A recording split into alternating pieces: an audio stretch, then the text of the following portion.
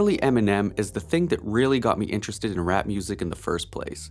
It's essentially the thing that sparked the urge in me to want to learn how to rap myself. At the time, I dreamt of being able to one day make music that sounded like his, but his skill level was so far ahead of where I was at that it felt practically impossible, and was more of a lofty aspiration than an actual achievable goal. But today, after many years of studying hip-hop and music production, I'll be attempting to make my childhood dream come true by producing a fake 1990s style Eminem type song from scratch. But before we get into that, I'd like to take a few minutes to explain Eminem's rise to fame and what he meant to people like me who watched him ascend to prominence in the 90s. The 1990s were a decade of dynamic change for art, music, fashion, and technological advancement. Society as a whole experienced a significant shift during this time period. The 90s stood in stark contrast to the preceding 1980s, which were particularly conservative with the election of Ronald Reagan, the rise of Reaganomics, and the increased emphasis on traditional social norms and moral values. The resurgence of those conformist principles is thought to have been a direct response to the perceived societal upheaval during the hippie movement of the 60s and 70s.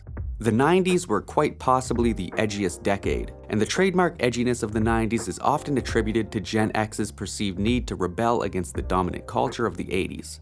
This rebellion manifested itself in various forms, from fashion choices that defied convention, to music that channeled raw emotions and experiences. And right before that decade ended, we saw the rise of quite possibly the edgiest rapper to ever exist. Marshall Mathers, better known as Eminem, emerged with his debut studio album in February of 1999. His early appeal stemmed from his skillful fusion of his personal story with the prevailing edginess of the 90s, and the fact that he was white also lent a novelty factor to him as an artist and immediately made him stand out among his peers. Eminem's unapologetic self-expression led to a lot of backlash from concerned parents, political pundits, and politicians. His lyrics were often edgy and provocative, frequently addressing topics that were considered to be taboo at the time, including mental health, drug addiction, and dysfunctional family dynamics. If you were first introduced to Eminem from 2004 onward, then you'd likely perceive him very differently than somebody like me, who was listening to him since his debut album dropped. While some of the lyrical content I listed was still present in his later work, it's never really felt as authentic as that of his early work, and I don't think that's just my nostalgia talking.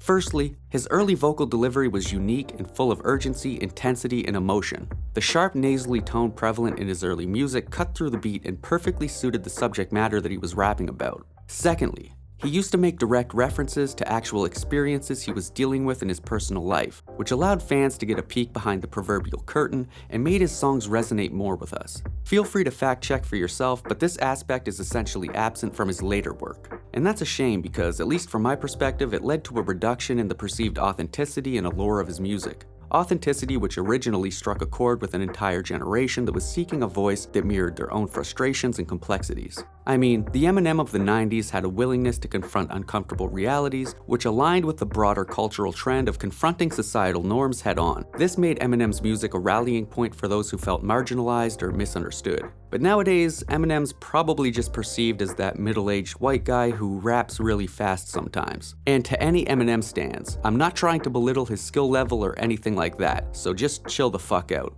Yeah, he's good at rapping still, from a technical standpoint. He has good wordplay, great rhyme schemes, and flawless delivery. But to me, it lacks a lot of emotional depth, and that's probably why whenever he drops a new album, I'll listen through it once and then never feel the need to return to it. And on that note, I think we can move on and start making our song. The first thing I did was lay down this bass line.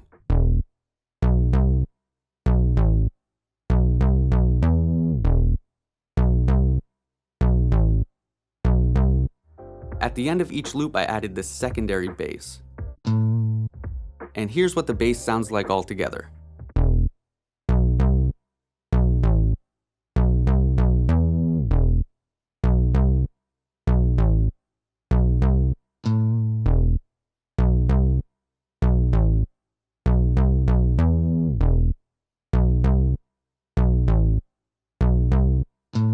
Then I made this drum loop.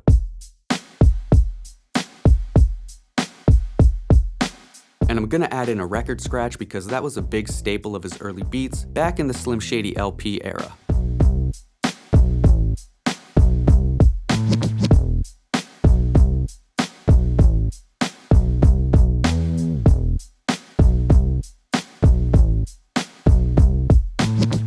Next, I pulled up some pizzicato strings and I made this melody that mostly follows the bass.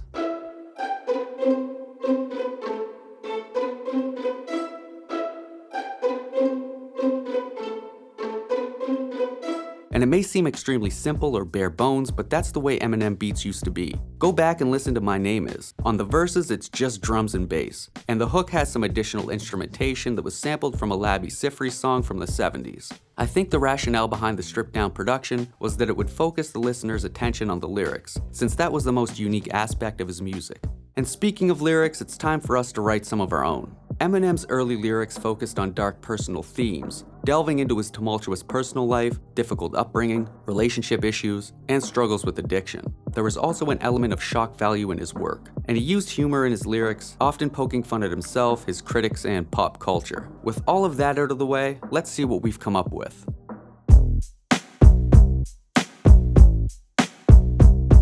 Yo, check it. Mic check. Hey, bipolar types, prone to smoke the ice in a haunted mansion where Charles Manson's a poltergeist. Fuck change and take your own advice. I'll strip you clothes twice, then beat you to death with this broken pipe. Since first grade, my whole drug habit was nuts. Snuck a bunch of my mom's Ativan on my lunch. Then I showed up in class shaking and half naked. Slapped my teacher's ass and dapped up my classmates then. My whole life I just hated living. Y'all were talking shit that you finna get paid to visit. Showed up in your kitchen like Chris Hansen and put a big ransom on your fucking children's heads when I kidnapped them. It's gonna be a cold summer. Fucking all your hoes like y'all was the host from No Jumper. Pop some old uppers, prank calling from hidden phone numbers. Broke huffin' and zone duster.